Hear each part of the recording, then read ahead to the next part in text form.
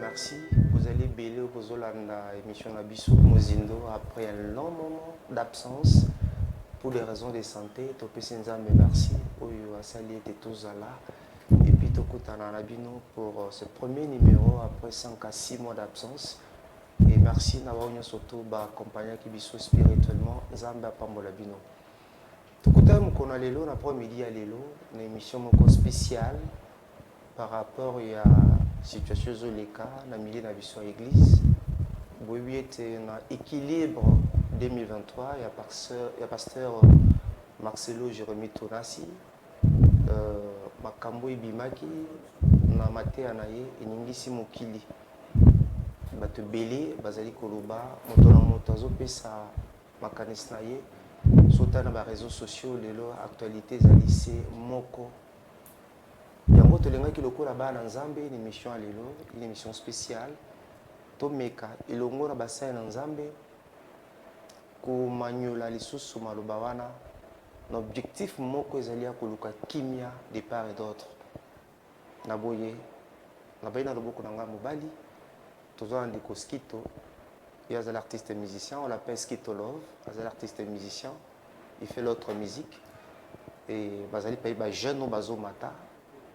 Et voilà pourquoi nous avons pensé que vous en avez fait un plateau. D'ailleurs, c'est pour la première fois dans l'émission dans la salle à recours, dans la de l'autre côté. Merci de répondre à l'invitation. C'est à moi de vous remercier. Merci pour ça. Et puis merci. Ok, merci Skito. Et tous avant Skito, on a présenté Bino, lui, et puis a présenté.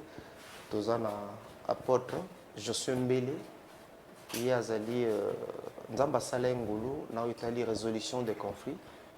Et par-ci, par-là, avec Tambola, même dans les bandes d'Amboka, Kakapura, l'Italie, résolution des conflits. C'est un serviteur de Dieu. Avec Okamba, les Sangamonene, les alliés à Amboka, les alliés bandes d'Amboka. Et les alliés Motona Kimia, les alliés ambassadeur universel de la paix. Le titre Wana, les alliés conférenciers, les alliés Namwaba. Titre, qualité, belenza bapesai. Natina wanande tulinga kipe apôtre je suis mbele azarabiso. Apôtre je suis shalom. Shalom frère Max et surtout bon rétablissement. Nous avons à saluer aux gens de la santé ma classe. Tu as manqué aussi beaucoup aux téléspectateurs et surtout à la chaîne aussi. Merci beaucoup, apôtre. Le but est de ambassadeur universel de la paix, Azali expert dans la résolution des conflits. Tous appelés pasteur Arnaud Efunda, Azali Bajon, qui vient dans le ministère. Tu connais ça qui est important. Tous les jeunes dans le ministère pour notre mécacosombi qui n'est pas canis. Pasteur, je suis topé. Non, pasteur Arnaud. Topé sur Mbote. Mbote mingi, Papa Max. En tout cas, Matondo Mingi, nous avons profité de cette occasion pour vous féliciter. Je crois que la semaine où vous allez défendre votre 3e titre de licence, en tout cas en sciences sociales. Et je crois la main de l'Éternel sera avec vous. Félicitations. Merci. Ok, merci beaucoup. Alors, d'abord, apôtre. Les réseaux sociaux, il y a Mboka Isaac Yinda. Mutuna Mutazoluba, commentaire par rapport à un message. Mais il n'a répondre en Gawate. Mais il y a déjà message à pasteur Marcelo Jérémy Tonasi, Maloba Bimisaki, à l'égard il y a Bande Konabiso, Batika Biso, Papa Wimba, Pende Konabiso et Menea, Kwamambo Kester. C'est comme ça que mon dit bateau, Bazaki Nobengaï. Le col à pasteur, le col à prédicateur. Tant Hollande qui Malobana par rapport à équilibre 2023. Pensez-vous que comme pasteur, comme prédicateur, par rapport à l'éthique et d'ontologie pastorale mosala na nzambe azalaki na nzela to abimaki na nzela. Bon, moi je pense que d'abord merci pour l'invitation et puis balandinion sur baza kolanda biso. Moi je pense que la question ezaka tembala moko abimaki to azana nzela.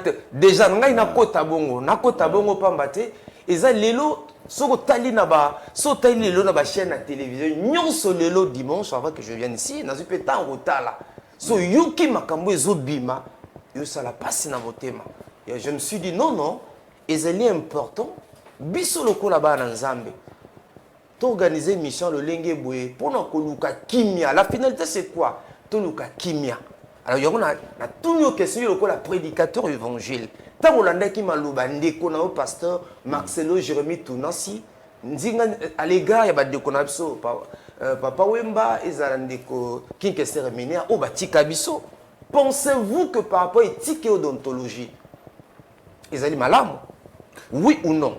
Bon, nazo lingate ko pesa mbala moko oui ou non. Nazo nga okende na terrain wana te. Mais nazo linga ko kolobelo ko moko d'abord ezali pe ya motuya pour na comprendre. C'est lui qui avait reçu le message. D'abord, Esaïe alobi azwa ki message. Ndenge na landa ki, je peux me tromper. Alobi ki azwa ki message que Nzambe ayebisiye. Alors, parlant de cela, donc partant de ça, voulais-je dire que azwa ki message ya Nzambe.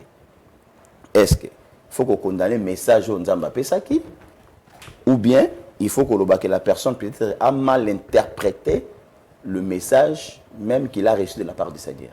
Parce que ça peut arriver. Ce qui message même et tu l'interprètes mal. Et le problème c'est dans l'interprétation du message. Le message peut être vrai que azwa qui message par rapport à Bandeko au Bazali Papa Wemba parce qu'on ne peut pas avoir honte de citer le nom de Papa Wemba ou de Ménéa. Au contraire, nous devons être fiers. Yakotanga bakombo na bango parce que bazali ba icône ya mboka. Là, il faut pas qu'on se voile la face. Donc bazali ba icône ya mboka. Oyo grâce par exemple, il y a Papa Wemba et la rumba a été aussi beaucoup plus amenée dans le niveau international. Hormis oyo ba Luambo ba Salaka, ba Pepe Kale et plutôt ba Rochero ba Salaka. Donc est-ce que Batouana bazo mériter respect toté ezalaba o bakufa tezalaba o bazana bomoy parce que souvent toé ba ko bima na ba contexte ya makamususu. Bon, moi je pense que ce qui kolanisa maye message à Zouaki, je na okenango en tant que mosal na Nzambe. Ici je parle d'abord en tant qu'un homme de Dieu. Tu peux recevoir le message et le message yo moko comprendre le message en ngote o Nzamba pesio. Et ce qui est au départ, il faut comprendre le message aux Nzambe. Tout ce que tu diras après, et aux agarres la confusion. Bon, apôtre, avant que parce qu'il t'opite, pas pasteur Arnaud, a un message, et pas Nzambe. Est-ce que, il y a le prédicateur, Azala qui est obligé à Kotanga, par exemple, pour un message comme ça, il y a qu'on nomme Batu. Papa Wemba, Kinkester Ménéa, est-ce qu'Azalé est obligé à nommer Bango? N'est-ce pas par exemple par sagesse, élégance?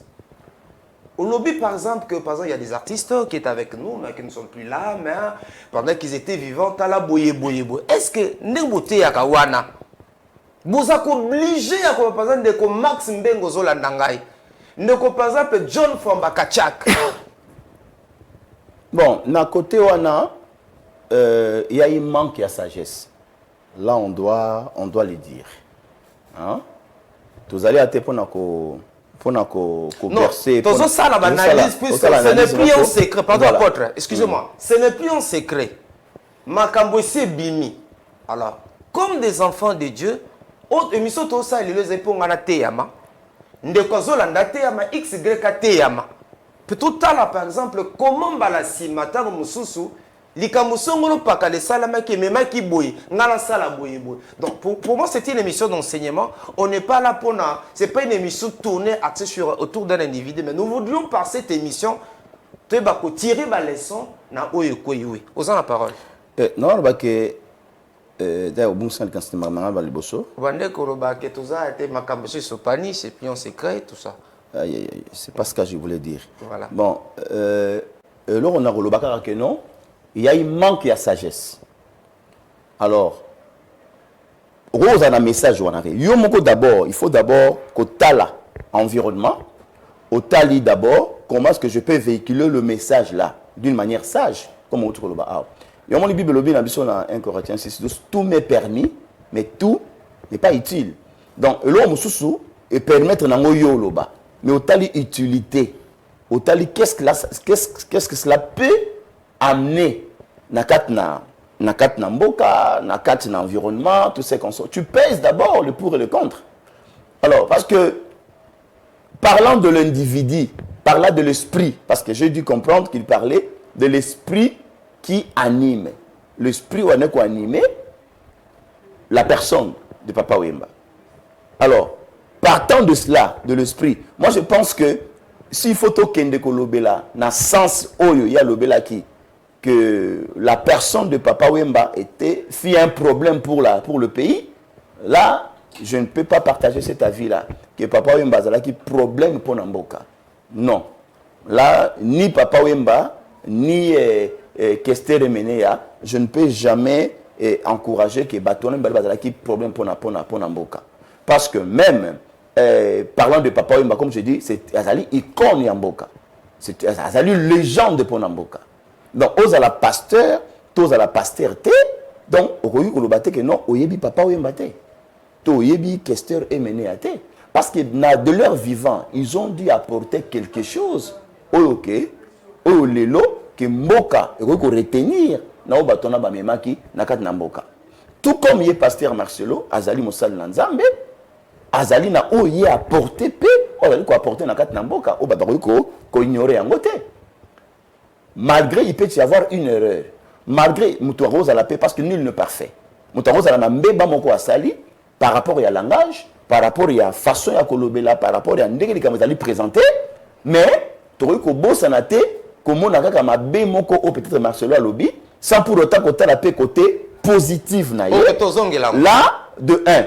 De deux, moi, je ne peux jamais partager ce que le pasteur avait dit, soit disant que Papa Wemba n'a émené à Bazali ba problème, tout ba problème na Katamboka. Ok. Là, je vais expliquer après. Ok, voilà. Alors, ce qui est là, tu es bien au plateau puisque vous êtes artiste et musicien. Tu as deux pasteurs, tu as Penayo. Alors, yo comme artiste et musicien, tant que yo qui va propos équilibre 2023 dans ce thème qui thème qui mais heureusement quand même réaction les années.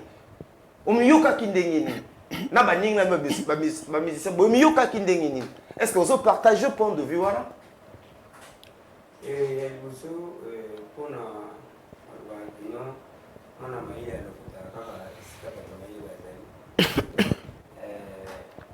papa pasteur Johnny Josué pardon je m'excuse pour le massacre comme Josué ici alibelo moko boya sagesse. C'est le bango biso na mingo na la boanya. Il faut na boanya pe mayele. To lo ningi ya ko manyola. Iba ningi nini oyo kabeo. Alors ce to zongi to ko takala to na kina kana ngambu ya papa. Moni ya époque ya kalomona roi lotindo to ndazuluka ba expliquer. Au bateau, baza, nzamba kabula ba don. Après ça, on a battu yo a coupé ça yo et l'autre moko, et qu'on a fait ce moussousou. Ça dit qu'il y a ni que yo dans la diété. De faut tout se partager. Après ça, on n'a pas fait ça mais l'autre mot avec il faut que papa pasteur a expliqué. Faut le cas, sage nous va expliquer.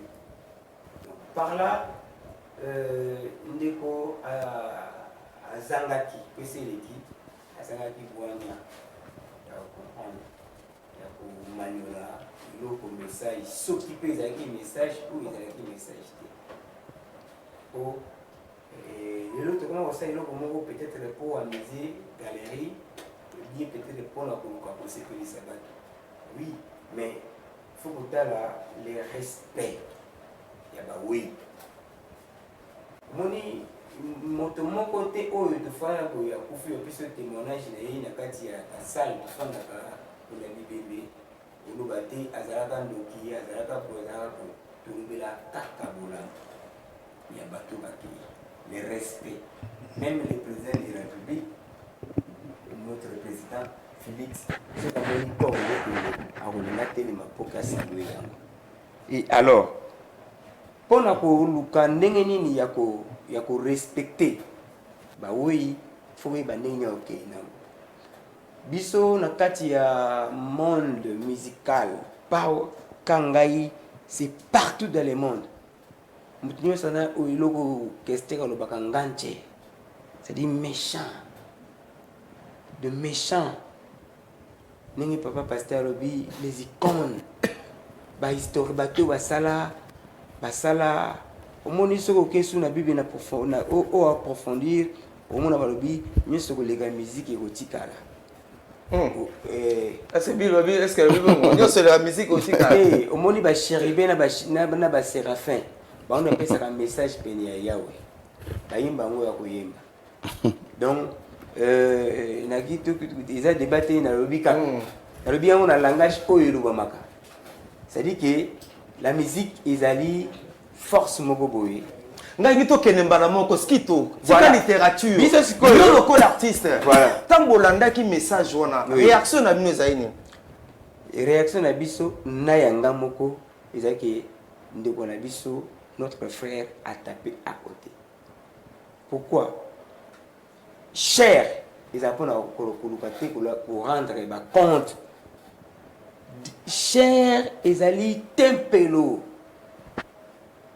talaka yesi aye akuti bato bateka mama papa ne yabi te oyo ezali tempelo eza esika oyo ya kotonga te ya kofinga te ya kosala bazizani te awa ezali kaka mpona kolekisa bato ndenge nini ya kokota lola ezali esika oyo te ya kotangela biso bakombo ya papa wemba banini bani soki bakotanga ko papa wemba avec modération azwi mwa mai atie na vino aluka ndenge nini ya koexplike bato mwa lelongi moko boye l'esprit oyo ezalaki derrière ya papa wemba ni kester alobaki bobosani mongwana mona sike na bamisere nga na mona mpo na bino c'est-à-dire obosani nyonso nzembo ekimi nga na yilika na moke Béatrice c'est-à-dire obosani le tout oyo motu asalaka ayimba yawe batela Congo yawe benisa Congo ebale ya Congo les personnes là obosani ozwi kaka l'esprit oyo yeli yo biso na kati na ngambo na biso toluki mpe te comprendre eza base boye yango nini base soki nini base toluki to comprendre omoni ke eza base ye alingi akota mais nayebisaka bato ndeko nyonso na bi nalaki olimbisa moke nalaki na studio epagise mama Esther Akawa meminga tokomi ntina limite na mutuka na bi omoni bolimbisi ye mama pa limbisa mpasi ezali omoni esprit ya pasteur Denis Lesi ifizaka ye natuni mpona bi makambo nyonso asalaka wana ifizaka ye donc botikele bacharge na ye bolanda mamu na ye te donc soki alingi asala bakopi ndenge amonaka mpe lelo ayebi keno te l'homme de nzonde elongwa ekoma soki nini bakombo nini bakomi babengaka nini pétage na fai na mosala nzambe mama Esther Akawa je le cite son nom avachi na bi asa mamu na ye ayebi komaîtrise yango en tout cas oyo asali mpona lekokuta mpona asali mpona papa wemba tout d'abord na lokola bato oyo bakenda tolobaka réponse en paix okay. olobake makambo nyonso bino bosala wana tobosani yango. Ok, merci. Totala bolamu oyo bino otikeli biso. Skitolov tozongela yo. Ok. Pasteur Arnaud Efunda Olandi Skito Nengati Koloba réaction na. Bon, réaction nanga. Je voulais d'abord kozonga na mwasi mamuke. Moi je doute d'abord ce message, ça vient de l'Éternel. Pourquoi? Je vais m'expliquer. Bible lobi na Psaume 119 verset 130. Bible lobi que la révélation de l'Éternel, de ta parole est claire et ça donne l'intelligence. Nous avons fait ce message pour message à un et puis il y a manque d'éthique et aussi manque de communication. Pourquoi? Nzamba tindi Jonathan a que nous mona David. Après avoir David comme moi sa soda. Et David était le roi. Mais Jonathan le prophète, Nathan plutôt, Nathan le prophète, oui, a que comme mona David. Tant moni David. Mais ayebisi ayena nous na masese. Mo konzeza na mutu moko azaki na biloko ebele mais mususa ngina biloko muke. Oya biloko ebele anyaki ne soka pas biloko mutu na muke. Parce que il savait comment est-ce que avec on peut sa message pour scandaliser. Or la message de l'Éternel est tellement clair. Est tellement clair. Nous ne pouvons pas peut-être na respect à moi. Bible lobi, je suis le Dieu d'Abraham, d'Isaac et de Jacob. Mais pendant que l'Éternel parle de toutes ces choses, or, il y a aussi le respect des morts. Oui. Si ce n'est pas le base, donc, ce message, parce que quand l'Éternel donne un message, quand il donne une vision, il donne aussi la provision. Okay. Or, qu'on peut sur un message là qui je crois équilibre. Mais pendant le message, il y a eu des scandales dans mon et quand j'ai croyé, voilà. Donc, vous savez déjà, dans le début, il y avait un problème. Il y avait un problème dans le début. Si et que Naraboy, et ce que nous susciter toujours un problème. Donc il faut d'abord rentrer au fond. Est-ce que le message était de l'Éternel? Si c'était de l'Éternel, mais comment est-ce que... Et parce que, à lire où vont les choses, ils en ont battu. Il y a un autre qui s'appelle Bato. Bato beaucoup de makambo mingite parce que à lire où vont les gens battu. Non, là, on n'a pas ensemble là. Mais non. Mouta le ben a zane mout. Donc, c'est une parole qui crée de polémiques. Oh, il y a l'éthique et la déontologie. Nous, on nous a appris que nous peut-être on va solo na papa Max. Mais nous avons comme papa Max. Nous avons Luka n'engeni na lobela pour ne pas aimer ma scandale papa Max. Nous avons fait cet exemple. Nous avons fait cet exemple dans ma terre. Mais nous avons comme papa Max. Oui. Ndeko X, ndeko Y, natenko. Et puis, Koloba, il y a un esprit qui anime. Donc, ça c'est plus grave. C'est aussi plus grave que l'esprit de... Et moi, si je dis, vous dites l'esprit de Papa Wemba. Est-ce que l'esprit de Papa Wemba est plus fort que l'esprit de l'Éternel? Non. Non. Alors, Osaka na Malouba, est-ce que... Exactement, c'était Moussa Nanzamba Linga qui passe son gabiso, tous un bon moyen là, que pendant que nous sommes vivants, tu peux contrôler ton comportement na biso, bisale na biso, bisaï na biso. Oui, mais c'était pas dans cette façon qu'il faut relever la mot. Au côté il y a bat, qu'on a qui s'abat. Mais c'est exactement il y a un esprit. Na sima wana batami na simana kenolo na ko côté ya batu sur management na ko côté ya batu sur la construction na ko côté ya batu sur comment investir, mais ce n'est pas que na il y a un esprit parce que tout le monde appelle la Bible yeso so to race de vipère un mot pays tout le monde en open na carte la Bible. Oui, yes, race de vipère. Mais n'a pas cité le nom d'une personne. Elle dit race de vipère. Mais attends comment va tout. Papa Max, c'est la rançon. Attends comment va tout. Yes, attends comment va tout. Oh, lui qui est l'apôtre majeur. Attends comment va tout. Donc, il faut que derrière ses papas, il y a aussi ses enfants. Il y a aussi toute une famille. Il y a des gens au papa n'a pas collé ça. Quand moi, il y a des gens, sombi bana ko quand on a collé ça, parce qu'il y a commissionnaire, il y a organisé ça, mais bilamba, balatana. Donc, quand on doit couper sa message, Il y a Nzambe, il faut aussi avoir ce qu'on appelle la sagesse et l'intelligence. L'esprit de l'éternel donne aussi la sagesse et l'intelligence. Donc, il y a ça. Comment est-ce qu'il y a ça message? Et puis, le Saint-Esprit n'est pas impoli. Donc, on a dit, imagine-moi, Wemba. C'est un papa. Je suis un pasteur. Si je prêche même, quand je suis un pasteur, mais je ne suis plus supérieur à mon père quand même. Devant mon père, il y a cette... c'est respect. Mon père, voilà. C'est respect. Quand on dit Wemba, ça crèche quand même. Il faut dire peut-être Papa Wemba, on n'allait pas te comprendre. Quand vous dites Wemba, non, ça sonne mal. Donc l'homme de Dieu, vraiment, quant à moi, vous avez tapé à côté. Il faut savoir aussi que Bazaba Papa, au Lukabango, au réparé le Kouana. Nous sommes appelés des hommes de Dieu pour mettre aussi la paix. Nous sommes l'église au milieu du village, parce que tout ce que vous avez fait, ça perturbe l'ordre public. Perturbe l'ordre public.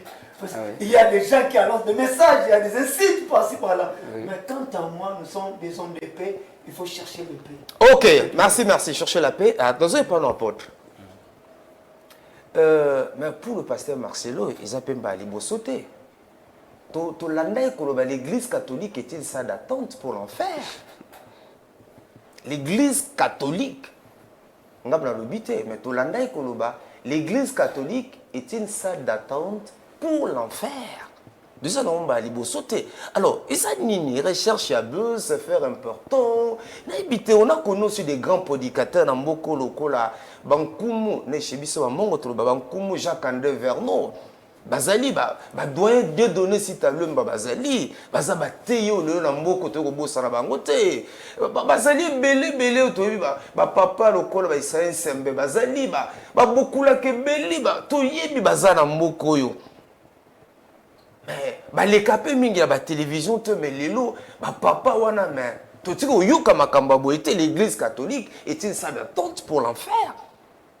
Les lots qui ont un dossier, papa, je dis passageuse, bino ça va prédicateur. Est-ce que il est obligé autant de combo na bango, il est obligé il y a koluba na lolenge wana, ba famille na bango ezali, bande ko bango bazali, ndenge pasteur alobi, eza bato ti lelo balelaka, ba gagner vie na nzela papa oyemba, ba gagner vie na nzela ya nani mene ya bato yo bazali belé lo mosi ya papa oyemba. Il a perdu son mari. A perdre mobile naï. Oh, c'est irremplaçable pour naï. Pasteur. Bon, mais ma biso wapi. Neto zolo baboye, naibike. Il y a la saranini. Busco bon mais ma biso wapi. On n'a pas connu ma kambabo naba. Avec vos ennemis dans la foi, on a quand même quelques combos. Ah. Bon, au moni longa na koloba et ça la passe. Et ça la passe parce que tu évites comment est-ce que bandeko o yayemo bazako ressentir ni ne les caractères mité manabango et un autre problème qui arrive entre et ya kapala basal na Nzambe au monitango Nzambe abandi ko matisa yo abandi ko tombola yo abandi ko tombwama faut que yeba tango zali ko plus que za ko tombwama plus que peut risque ya ko kitapezo ezapeko kolanda yo et loko na ba bossa na ngote. Au monde, ils allaient comme la loi de la pesanteur. Donc, il faut qu'on soit beaucoup plus prudent. Prudent, makasi. Et qu'on bandako, comme si arrogance, moi que j'allais que ça la kati nabomoinayo. Ce qu'on l'a dit même maloba, la façon dont il parlait, et avec beaucoup plus de légèreté. Et puis, avec beaucoup d'arrogance. Arrogance, pat nabasal nanzambe. Et monisamaka, et puis c'est facile pour nous comprendre que la personne parle avec arrogance. Tout le monde nzambe ko tinda basal na nzambe ko kene ko pesa ba message. Le monde qui mutazo ko pesa message mais avec beaucoup de respect. Beaucoup de respect. Ay ko yebisa que nzamba lobi na ngana yebisa yo, Ezekias, okufa nao. Ozomon. Okufa, arrange ta maison, tout ça tu vas partir. Mais réaction à Moutazongi, Atali Panzambe, Atali Mir, Aleli Panzambe, le prophète était encore à la cour à Bimaginante. Nzambe c'est zonga lisusu. Monisoko Zali Mutumoko, Oyomoko, mais comment c'est Dieu lui-même qui m'a fait parler? mais nzamba lobi zonga lisusu. Bon, la façon à délivrer message au monde n'a pas qu'il y ce message n'a pas comprendre en malamuté et tout ce que tu peux dire après et vous allez attendre mususu na libunga. Mais nzamba ko pesa yo apesi yo message moko véhiculer. Apesi yo na illustration attendre le peut-être combo ya papa Wemba. Bien combo ya Menea. Et puis quand nous disons que quand j'entends parler que non, c'est par Menea ane batu comment ko kolobamabe ko boudé batu ko finga to ko kolobana impolitesse mais banane Menea mais avant Menea les gens aussi qui parlaient qui boudaient les gens avant Menea a coupé ango a botami a coupé ango comment coller cette chose à Menea dans un héritage donc cela veut dire héritage au Menea tikeli batu ezaka yako boudé. Donc tout yako lobama be pona batu to kolobama langage moko ya malamu te pona batu. Donc ils allaient très dangereux koloba biloko wana. Alors si partant de cela donc biso ki so dobi tolanda ninga lobi ke on les héritage o yemene atikeli ibatu. Mais ce que héritage o biso dobi pa Yesu Christ. Il y a de certains langages sur comprendre dans te maloba o lobama ki donc tu vas dire que non Jésus avait traité les gens de type tout le monde se veut commencer à traiter les gens de tel sans comprendre dans quel contexte, pourquoi est-ce que ce passage-là, pourquoi est-ce que Malobana et l'Obama qui d'abord n'attend. Donc, que nous ne sommes pas de parfaits. Ceux qui ont un courage, il y a qu'à reconnaître que j'étais Nambeba. Papa, le pardon, c'est une puissance qui libère. Et l'autre, qui pardonne la puissance des athées. Et ce qui est égoïste, et puis j'ai lu encore après, il a assumé ses propos. Nathan Lisusu, ce qu'il avait dit, il assume. Donc vous voyez, Koloba Biloko ya kolaksake ngana kokito ngai na komi na suffisance. C'est très dangereux papa. Tout le monde a batebe na mboka o ba tombo maka. Mais mingi pe bakita.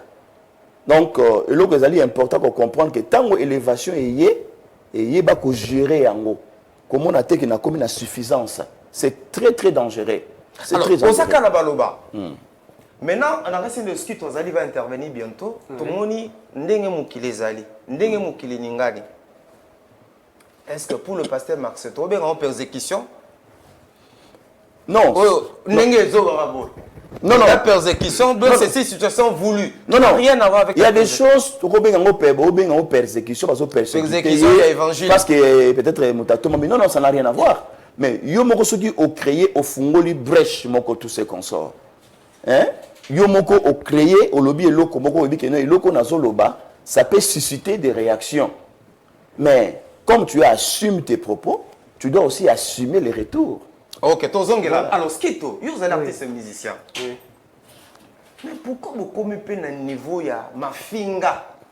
Sur tes réseaux sociaux certains artistes le lingue bozo finga ba réaction na bino boza quand même ba modèle bozali ndeto baka na biblia ndako etongami likolo ngomba pourquoi beaucoup finga modèle ou artiste en général nate ba sortie médiatique ba artiste belé maintenant non c'est terrible beaucoup le niveau na ponani là baksa muki et pas ya papa pasteur malobalobi et tout le baka ignorance et comme ça va tout bas excès de zèle c'est ma ignorance nous t'avons on avait excès de zèle à quoi comme bosana moi nous soyons dans d'accord boya bosana qui était d'accord il a tata na biso mais tellement c'est lui qui donne l'argent puis ça va bon à coller banini à quoi il paye boya zèle papa na bango il paye sekiti pour c'est lui le patron ma bosani que papa ça papa donc tu il faut me quitter ça. C'est l'ignorance, il y a une salle à monter qu'on est excès des ailes. Bozo finga pourquoi bino? Bozo finga pourquoi? Alors bata droit balobaka baloba face mo balobaka non balobaka vicieuse. Donc ceux qui m'a modèle ils bandi ma b.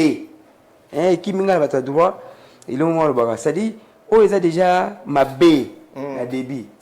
Si le procès est vicieuse, voilà balobaka le mot. Ça dit ceux qui le procès bandi ma b. Les banquiers sur le licolo, ils ont camabé. Voilà, tu me dis que donc, ceux qui viennent à débit, au bandaki mabé, ils baillent comme mabé. N'est-ce pas? C'est une introduction dans une chanson, ils ont bien été. Les restes, ceux qui ont dit que Manzimbo, introduction de la bien été, à Ozapéo. Sur l'introduction, on va voir les débit et bandeli ne baka oyo koya na sima ndeko abana déjà koloba biso bata katolika avec les artistes messieurs les exorcistes abana koloba catholique ils ont c'est là mais bato la faire comme ça donc nalobaka ke biso tozwaka modo de kama moko Yesu Masiya alobaka bolimbisa bango bayebi eloko baosala te alimisamaki sikoyo na esprit ya artiste oyo tobengaka muzikana maki esipe nalingaka koporte koma muzikana te emuzikana bayokaka te c'est-à-dire moni tolobaka na musique d'église te yo keba amoni ya musique d'église te keba na zana no même papa pasteur azala na église na ye bamise baoyiseke te awa c'est-à-dire soki église te c'est-à-dire erreur tokoki koaccepter l'erreur te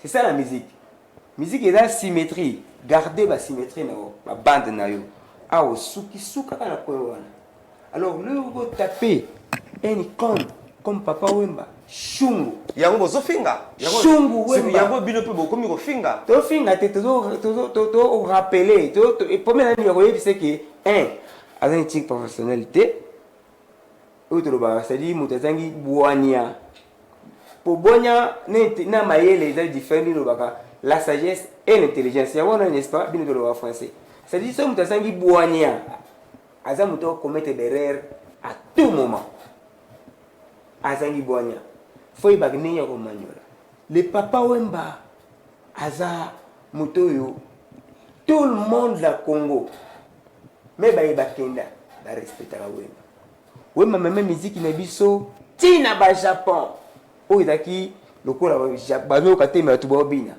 Wemba ti akufi est-ce que tu imagines que papa Wemba ba kata musique ya Congo et biso ba artiste non papa ya ba ndeko biso banani ba combattant mais papa Wemba ti akufaki na Côte d'Ivoire avec na conseil na ba pareil est-ce que tu imagines abana bobeta mais ba miseni se bakata bango mais le Wemba que ça on lobeta ba kosiki na ye ça dit c'est un grand oyo azo mérité le respect et les valeurs mais le pôle a sakei a commis le monde astral c'est ça bato oyo faut ko pesa ne lo bakaka repose en paix sur le makambo na ye avec modernité avec moi merci okay. Alors pasteur yo zali pasteur to ke malembe na ce émission na tozongelango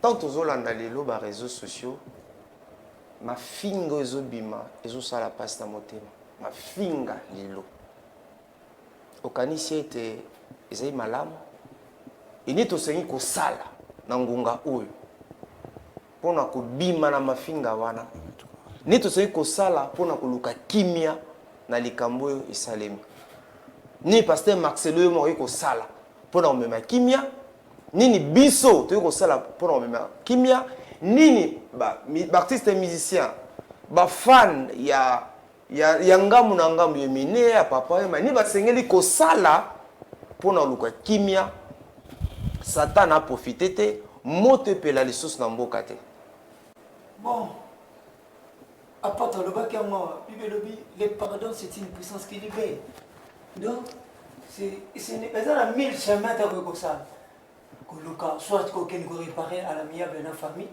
pour qu'il ne s'excuse mais apôtre lobby abi j'assume on a dit apôtre lobby il a assumé voilà vive lobby boya vive lobby libako koya mais mawa mingi na mobeti si libako parce que to mobeti si libako wana mais bato ko mofinga po déjà libako beta maki ah ouais mawa mingi na mobeti si libako oh nazo pesa bandeko to finga te nous c'est que on to ko sala to la tsake to za ba vrai chrétien mais ça na ba famille na yebike ko za laisser partout ko za mais to finga te parce que ce biso to fingi to tomber dessus na même erreur to tomber na même piège wana ya kokota na lisumu mais na ba lelo ko mini il y a trois sortes de pasteurs il y a un pasteur appelé par Dieu il a l'appel authentique il y a un pasteur amitié yemo comme ici pasteur et puis il y a un pasteur au batubatier le roi Josué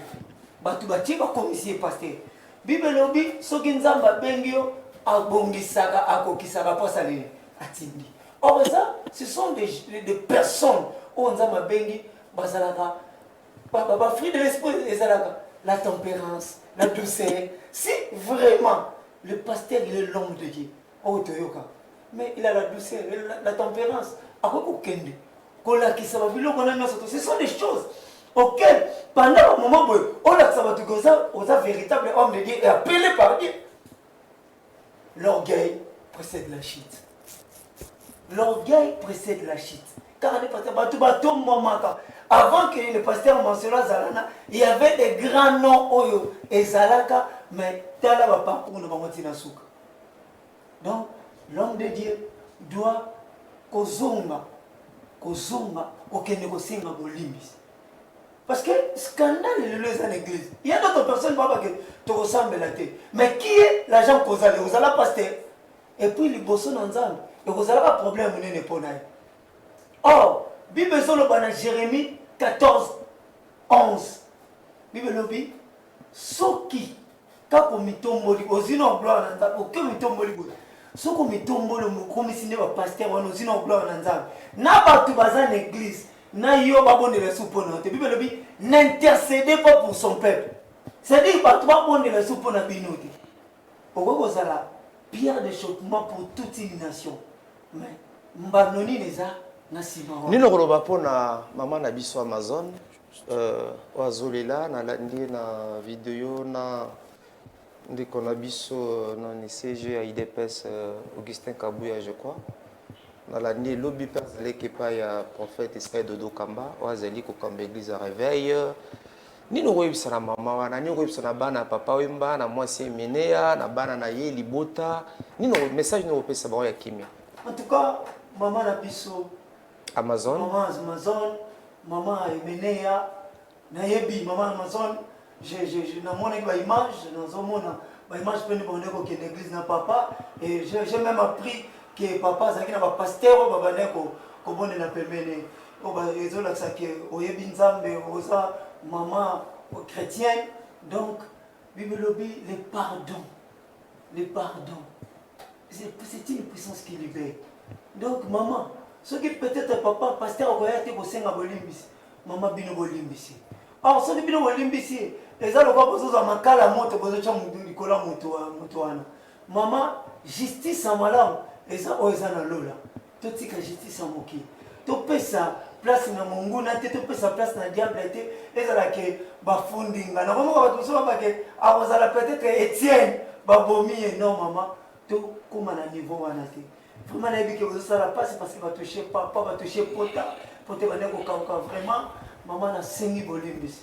Na lokola pe moko monter dans Nzambe, na poussa ni pembe na bino, pour ça bino maman bolimbisa. Famille à papa ou pas famille à qui est-ce que vous avez battu Bolimbisa. Non, battu n'ate. Mais tant qu'un homme de Dieu, je suis tellement laissé, il y a aussi ma bolimbis. Parce que ça, ces problèmes ne touchent pas seulement les pasteurs Marcelo, mais ça touche toute l'église, ces problèmes. Ils ont vraiment l'église mobile. Ils ont aussi même. Et ça, les gens battent mon sous quel moment le sang voté pour la première roquette. N'a pas tellement commencé à s'en bien l'église wana. Donc ça touchait tout le monde. Ok, tozongela. Alors, à part tout je suis mbele, vous allez domaine na yo. Dans mon image no ebele na libanda mboka. Comment nzamba sali la yo pour la résolution ba conflit. Mais les kambabweza na mboka na yo. Comment koluka kimia de part et d'autre? Bon, ezali d'abord le kaliboso tolina toloba totalisa. Et si quand bébé ezalaki et ba comment kobongisa puis kotalisa que nous na ba que soit message moko d'abord rose alozana onction ozana yo na grâce en Nzambe mais tu es un homme tu peux commettre une erreur. Oyebi que tango roi Akab ayaki komona le roi Josaphat to ba kende kobunda bitumba ba prophète ba kebele hein o ba zoki ba message pe beaucoup avaient eu le message. Pendant que le roi Akab Kende, si vous lisez, ils en ont des chroniques, je pense qu'à partir du chapitre 19, on a même Kende qui est 20 histoires, le prophète plus de 450, prophétisait toujours que non, le roi Kende a gagné, pas le prophète. Mais Josaphat a pas dit, oh, est-ce que Namboka, le roi, le prophète nous soit athée? Il y a aucune réponse, il y a Akab. Abi, moi, je vais comme Miché. Nalingara était parce que je bien qu'à pour Nangai. Vous voyez? Baké ba bengi ba bisi loba bien le ko la batunya surtout. Aye pas lobi bien. Mais roi ebisi Miché, na moni osala ba vantir. Loba bena makamba solo. Micha pesi explication saine o elekaki na lola o mutande o monate. Mais Micha talisi bango. Aye ba prophète au tout ba loba na ya ba mensonge. Mais ils étaient des vrais prophètes. Ils prophétisaient aussi bien. Mais na kawana, il y avait un esprit de mensonge au ekotaki. Kati na bango. Pour balo baba mensonge, pour y mama B et puis roi taki moto makasa kenda ki miso ba kende. Soko zongi na kima bana nga michete. To yebi suite nango. Mais prophète moko pe, c'est dit ça a beta ki mbata. Misa ebisi obetinga mbata. Tu verras un jour, le jour que tu iras de chambre en chambre, au comprendre que nganza me matatini. Non na lobanine par là. Ça peut arriver que Moussa Nanzambe peut commettre une erreur. Tout le monde est autosuffisant. Tout le monde est Saint-Esprit, tout le monde est. Nous sommes que des serviteurs, des instruments que Dieu utilise pour une cause. Mais tant qu'on monique quelque chose, il y a une conscience. Quand tu persistes, le diable a poussé toujours dans l'extrême. Pendant que tu as jaloux. Mais il faut comprendre que non, non, pas pour na bolam. Ils ont comme toi même en tabana qui nous laisse matiti na 5h, avec na 6h au 4 mutu. Mais tabazo c'est pas là matiti, à mon avis, mais ta fan d'aibo liara te calamité na 4 mutu. Donc, et puis pour dire que Jésus, notre Seigneur n'était pas sale. Jésus n'était pas sale. Et Jésus-Christ, même s'il n'a ekulusu, il n'était pas sale. Donc, jusqu'à tel ancêtre que Batu Basoda Babi Kefu, Bilamba Oyo, Ego Zabote, Toro Pasolangote. Et c'est dans Jean chapitre 19, verset 23, Barotan, le passage belé. Il s'habillait trop cher. Donc, et puis il s'habillait sans couture. Et son qu'en Apocalypse 19, verset 8, il lui a été donné de se revêtir de fin lin éclatant. Car le fin lin signifie des œuvres de l'Éternel, des bonnes œuvres. Donc même le Seigneur Jésus-Christ n'était pas sale. Et puis il y a la salle de raté. Et si il y a la salité. Même papa ne peut pas payer. À Koufa la scène, il y a la salité. Donc c'est pour vous dire que ce n'est pas que je suis en train de que ça papa et Jésus-Christ, il ne faut pas que les gens interprètent mal encore. C'est pour vous dire que le Seigneur ne nous a pas laissé l'héritage de la saleté. Il nous a laissé l'héritage de la propriété. Ça c'est Jésus-Christ d'abord lui-même. Parce que la manaye va tirer un au sort. Va vite au 4 en frère Max. Va dire sora na cha mbongo na bangwanje. Te au 4 en 4 en Jésus Christ. Va dire sans couture, sans robe, tunique sainte. Va vite au 4 musume oyo jamais. Va tirer un au sort. Jésus Christ n'était pas sale. C'est pas que quelqu'un qui s'habille bien, à ça animer l'esprit, il y a pas problème. Est-ce qu'avant Papa Wemba, il y avait des gens qui s'habillaient? Peut-être il a amené quelque chose, une touche dans la rumba congolaise qui a été reconnue comme patrimoine et matériel, je pense, culturel et matériel de l'UNESCO en décembre 2022, je pense, en 2021, quelque chose comme ça. Ah oui. On doit comprendre. Donc la rumba aussi, mais Marcelo c'est un musicien, non? Il chante aussi, non? Il fait aussi de la rumba, mais dans le Seigneur. Et je lui ai entendu dire que non, je porte le vêtement, le griffet, et Marcelo Tonassi. Bon, si maintenant un enfant de l'église de compassion portait les vestes de Marcelo Tonassi, quel esprit? Parce qu'il a dit lui-même du haut de la chair, tout le vêtement que je porte, c'est griffé Marcelo Tonassi. MT. Est-ce que c'est une bonne compassion? Non. Et ça qui est important, par exemple, tel message, est-ce que c'est important? Justement, ce que je dis, mais est-ce que c'est important, par exemple, pour un homme de Dieu, voilà. Par exemple, que non, aux autres, bon, dans la griffe, il y a MML. Je te dis non. Max Mbengalo face ça. Voilà, je te dis, mais il a dit ça. Mais il a dit ça. Est-ce que c'est important? Non, je dis ceci, tout m'est permis, mais tout n'est pas utile. Tala o ezali utile, o eko édifier. Nanga na zonga kapono bakaka non, soki batunyo surtout bana sur la compassion. Banikola tabilamba MT. Oh nini, oh griffe à pasteur na biso. Griffe à pasteur na biso. Quel esprit aza kolege ba? ils ont esprit en Nzambe, ils ont un verset nini et comment que non, verset XY, il faut porter le veste et les habits, dans griffe MT. Tu comprends? Mais il a dit ça du haut de la chair. C'est pour dire, toi, Batou, frère. Toi, Batou. Et la rumba congolaise, et la musique chrétienne, et la musique dite profane, ils jouent de la rumba. Babenga musique, quand on parle de la RDC à l'étranger, oh, on a un frère tel, on dit, ah, la musique ndombolo, on fait allusion dans la musique congolaise. Et aujourd'hui, le deux Congo, le deux rives, Congo Bibalé, Nanga beaucoup nous a Franké Boukaka, aux comment on l'appelle, comment ça s'appelle, Mabutouari, Yulu Mabiala, et tous ces gens-là, le deux Congo, aussi côté Nabiso, Luambo, Rochero, Papa Wemba, et tous même les Kofi, et tous ceux-là qui font de la rumba, toutes ces générations de JB, je ne sais pas, de Wera, de Ferré, de Fali, tous ces gens-là font de la musique rumba. Et le deux Congo est présenté qui candidature Nabango va reconnaître rumba congolaise. Oui, quand même, c'est l'actualité. Non, il faut... Mais non, Bible na yebi, verset na zopesa awa. Mais c'est la culture. Moi je suis un entrepreneur culturel. C'est sur ce base de cela, tout cela qui est sommet interculturel mondial. Awa, du 27 au 29 juin, na misé, et ça qui na cadre de culture et paix, chef traditionnel, roi, prince, princesse. Na chef traditionnel, na chef religieux. Donc parrain local qui papa Sita Lumba, parrain international qui pape orthodoxe Abuna Mathias, côté chef traditionnel qui roi Zulu, Mitsu Zulu. Et puis na batamso mboka awa sa majesté bazaki de partout bayaki. Autre ali ko kumisanza me ndenge makambo elekaki. Malgré tozali ko landa procédure ezali ko kende et puis résolution yango yo ezwamaki par rapport ya nini rapport yango yo. Et qu'il y a dans la présidence, à tous les services, tous basés en Ango.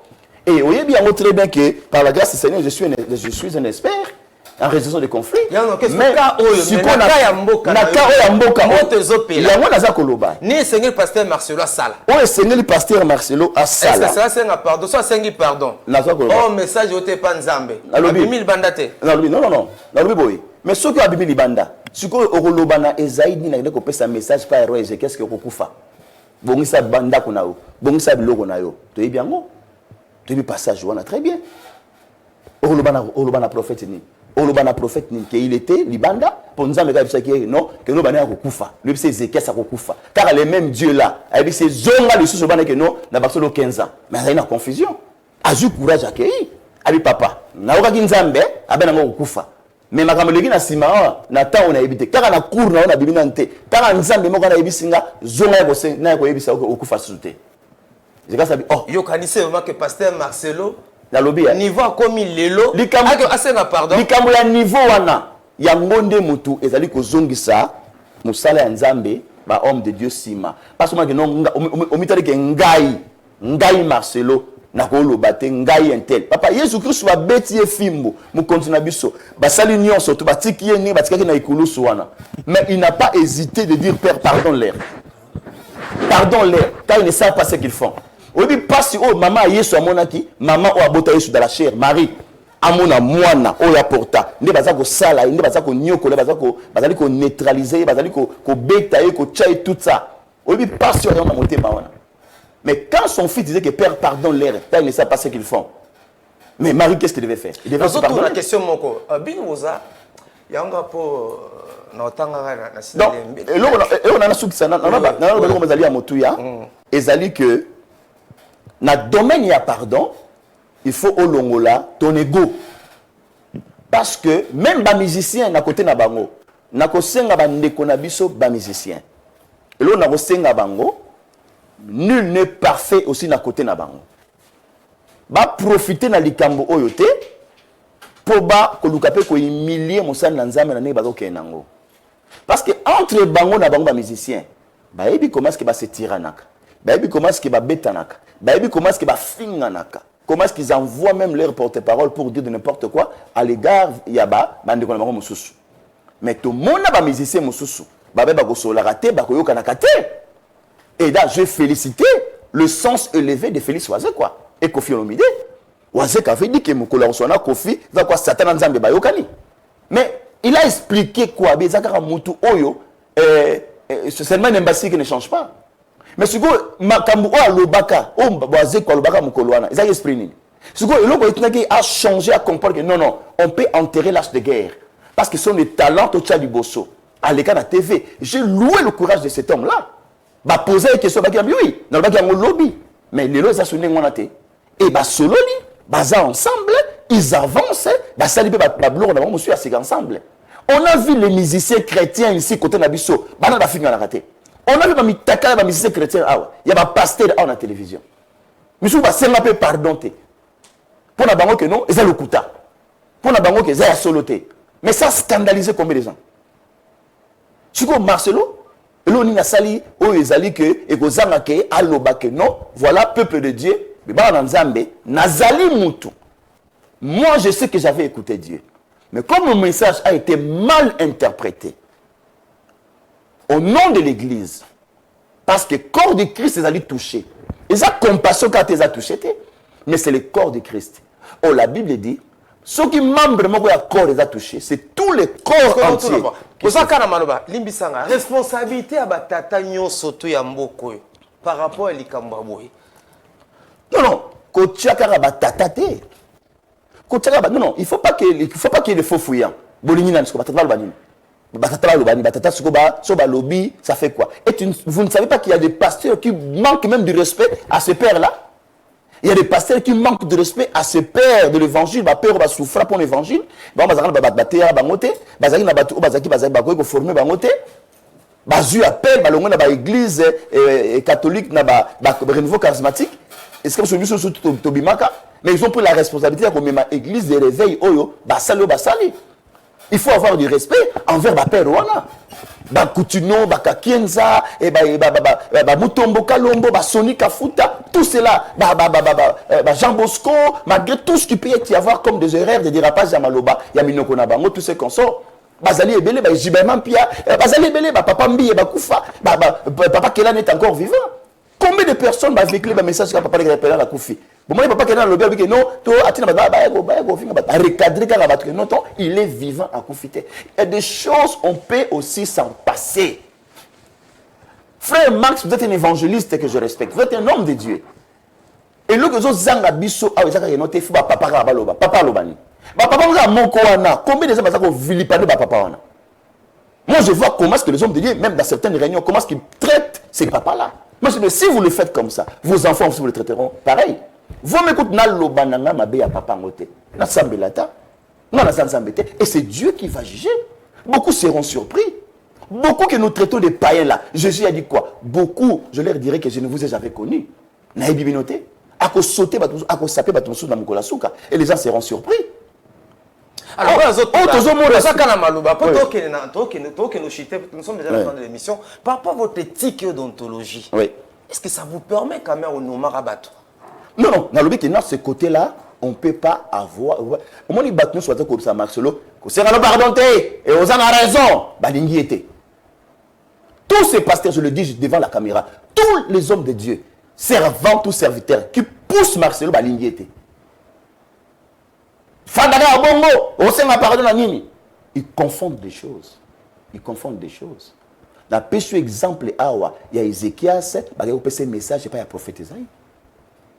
Na pesi message awa. Bon, na pesi message awa, il y a par exemple belé, na expliquer bien que Jésus Christ soit kufa salité. Tanga le colosse. Nino ko yebisa maman Amazon, moi si il y a papa, il y a Viking, famille naie, banana ye, ba to nyonso tout ba ta molokai, ba nyonso tout ba se retrouver kati naie. Na ko yebisa ba nyonso tout wana, ko bana na maman Amazon. Na pesi exemple awa, Marie était touchée.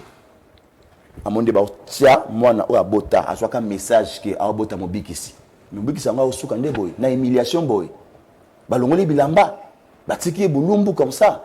Mais Marie, bon mon passage moko Marie a comment la Bible que non atomboka to asali. Donc je comprends pas si y a maman Amazon. Je comprends pas si y a banana surtout bakadi tous les autres là-bas, tous ces enfants. Il y a King, j'ai suivi même l'interview il y a Florence et Menea. ça fait très mal. Même Bana, même Batou Aimene. Papa, on a bien noté que Pierre, d'ailleurs, quand il y a Jésus-Christ, n'a sorti de Akata Moutoutoy. Pierre. Bon, vous avez été. Tala, Moutounou surtout à défendre la maître naïe. Moutounou soit défendre d'accord, ça papa naïe. À toi, ma casse, papa, à toi, ma casse, c'était aux hôtels Rubunda. Pourquoi? Ah oui. Pierre, bâti que la clé, clé, ils ont beaucoup naïe. Mais bah, il va t'engager sur Christ. Ma commis et Kokisama pour tout la sauver. Pierre a dit jamais. Et puis, bima, tiens, du tout est katana. Kuluna. Et bien, il y a des fans qui. Ozomona. Esprit Kuluna. Ozomona. Sinon, on va dire non, Pierre, on a expliqué. Pierre, sur le gars, non, remets ton épée. Qu'est-ce que Jésus a fait? Il a pris l'oreille, à Jonsin le toit à Marcus. À ici. A dit, remets ton épée. Jésus a compris que Pierre était touché et qu'on souka bongoté. Mais plus tard après, le même Pierre l'a fait quoi? Il a régné le Seigneur. Mais tant qu'il a lié, Pierre a zongi motu. Il a pleuré amèrement et il s'est repenti. Je peux dire seulement à maman Amazon, je suis l'apôtre José Turland, votre frère. Et nous sommes fiers de ce que papa m'a fait. Et pour vous informer, Ezala Pasteur Marcelo, Bazali va nominé na Peace Award. Où Ezali ici et tant un rapport il y a sommet où Ezali mentionné là. Na Peace Award, tu reconnaître batunyo surtout au porta par rapport au message de paix. Le frère le biango, papa mba yemba likambo ya paix pour na mboka, ayemba makambo arrive à Congo, tout la kaka mabe, tout la kaka mabe ya motute. Yezo le biango o tala lui potuka na miso mutu. O ya yomoko zo longola ngote. Donc frère Marc, c'est pour terminer, je vais dire en disant que au mois de décembre, par la grâce du Seigneur, nous aurons Peace Award. Et donc je vais vous dire d'ailleurs même pour vous dévoiler ce que vous aussi vous êtes aussi nominé. Alors vous voyez bien que tout ça cause là toujours réaction par rapport à ce qu'on avait fait. Naboko loba awa contre l'institution Abisso. Les démarches sont en cours. Bato ba bundi saka musala o baba qui importance dans mon Alors à la fin, nous sommes déjà intéressés pour certains gouvernements africains dont déjà basi ba consulter Bisso pour Nato Kende, ça aussi expertise par rapport à ce qu'on a fait au niveau de la RDC. Ça sera dans certains pays africains ici, et un pays l'Afrique centrale et puis l'Afrique australe. Donc nous sommes déjà sollicités par rapport à cela. Et la RDC sera invitée officiellement par rapport à l'emmener les gars qui et officiellement pour nous dire que tout ce que nous on avait fait par rapport au sommet, et le 29 c'est quoi ça 3 mois, nous attendons sur la réaction des autorités. Nous savons que les démarches c'est ça qui est malade. Nous bénissons le Seigneur par rapport à cela. À la fin, je dirais que non. Maman Amazon, la famille, le staff, les fans, votre réaction est normale, mais qu'au fin en été. Vous comprendre que non, l'esprit qui nous anime est l'esprit à unité. Ok. Alors, pendant la semaine, il y a quand même que semaine où skito. Vous fingate, maman c'est là, pasteur Balobi, pasteur Marcelo Azamoli Monsanto, Azamosala Nzambe, Azosala. J'ai beaucoup d'estime à lui. Kota la musalo ase na kati na mboko ba jeune ebele ba epa na nkolo. Nakanisi ete. Ouais, yo mtolobi. Nakanisi ete tamso alandi biso to Rolanda te, même bato pe ba koyebisa parfois balandaki. Na yebi etaza muto akimia akoluka pe kimia. Na ngi semaine tozo bana to bana makambo ya sika ou eleka keleka, n'est-ce pas skito? Bisto lo baka bon na rokina na ou na lo bate. Chacun de nous a sa façon de voir et puis de concevoir des choses. L'humilité précède la gloire. Donc, il faut communiquer ça. Na koloba pe na kobanya koloba ke moto yo azonga basimate aeli obenge obele zoba.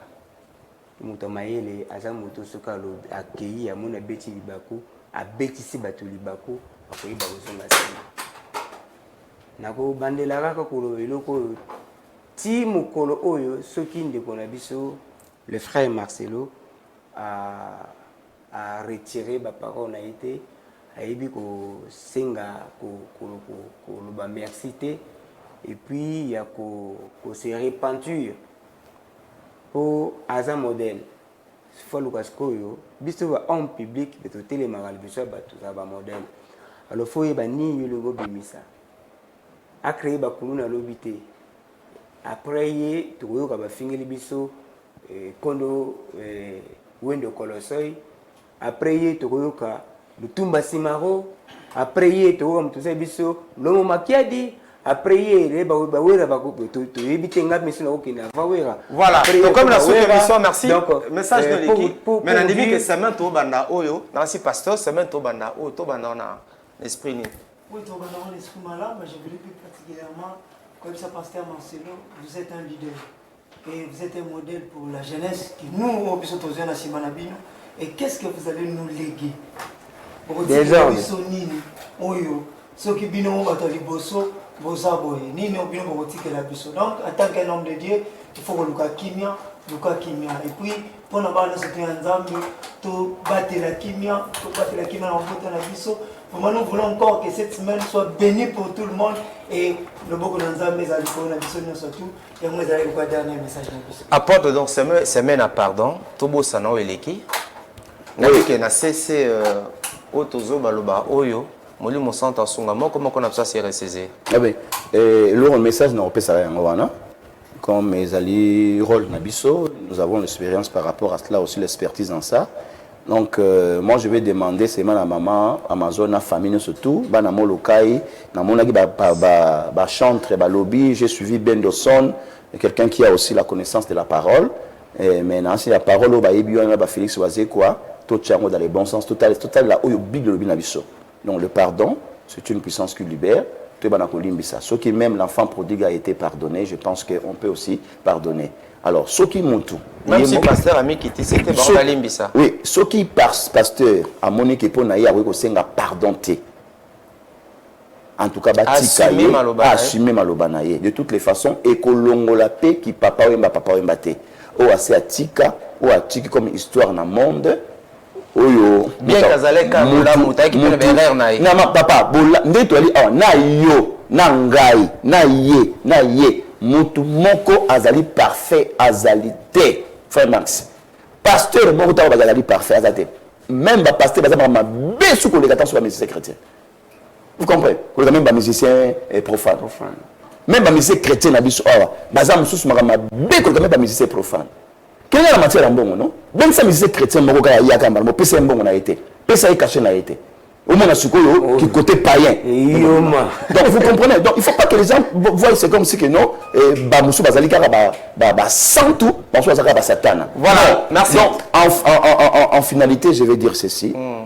Si possible, que Maman Amazon, Pasteur Marcelo, Bakutana, qui est une rencontre au Seko Sangisa, le deux. Initiative Yanan. Initiative. Bon, de toutes les façons, na mona qui n'est comme on a quand même Bakonzi. À mona qui secrétaire au qui a Augustin Kabouya. Il paraît qu'il y a comme on a sous président de l'église de réveil, si bien qu'on ne sait pas si tout le monde est dans l'église de réveil. Voilà, maman alors, non, sont dans l'église de réveil karaté, mais nous sommes dans le corps de Christ. Corps de Christ, et ça englobe la plateforme Nyonso. Vous allez important, c'est le corps de Christ qui est touché et non une église locale. Donc, aux alliés importants, les alliés que maman, Amazon, Bandekonion, surtout, Bayeba, ceux qui m'ont repris cette initiative. Bon, moi, peut-être on dit que non, il y a Zanani, pas qu'autant de sabat. Oh, j'ai l'expertise. Mais il y a aussi la leçon tirée de Béliard. La chair, tu as la chair. Tu as consulté. Les seuls affaires, c'est la chair. Non, chair, les alliés, liés, mon sacré. Les alliés, mon sacré. Toi, il faut respecter chair, voilà. Il y a beaucoup de choses qui ont été dites, mais que l'on a pas cher, mais on a raison. Na raison. Et puis dans l'église, réalisateur, pardon, na église, ceux qui ont amutu ya vita, il y a que mundimi amuta mazembe, toya daring, toya renaissance. Ceux qui ont amutu réal, ils ont amutu. Tant que moi je n'ai pas fait max, alors que vous avez équipe mon sous. Donc toi éviter sentiment na yo. Au tiers la chair, au inculquer la tenue surtout, bah comme ça, toi équipe yo, automoto d'aller soutenir. C'est une grosse erreur. Merci. Alors, comme ça va dire bah hypocrite, bah n'a pas imaginer na motema. Église, elle passe à botombola Yesu. Chair, elle passe à botombola Yesu Christ. Et non un individu, et non un pasteur, et non un musicien, et non un catcheur, ou non un politicien. Voilà. Non, merci. À l'église, on ne loue pas l'individu politicien qui qu'il soit, okay, ou bien quelqu'un d'autre. À l'église, on loue et on élève Jésus-Christ à Nazareth. Donc, comme la émission, merci Ndeboye, merci de répondre à l'invitation. Merci Papa Max. Merci Hervé, merci Emmanuel, Boutikamala, Monde Tokotani Balassim. Merci. Merci.